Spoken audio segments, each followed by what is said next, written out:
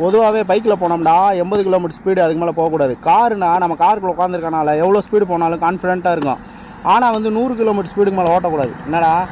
ஆமாம், நீங்கள் தெரிஞ்சு வச்சுக்க. பார்த்தீங்களா, கேரளா நம்பர் வண்டி கவுந்து கிடக்கு. மணி இப்போ 6:45. இங்கிட்டிருந்து வந்து திருப்ப முடியாமல் கவுந்துருக்கு.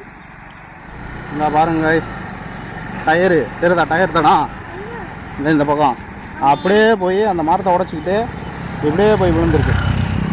ஆனால் எல்லாம் உடஞ்சி கிடக்கு, அதான் பார்த்து ஓட்டணும்.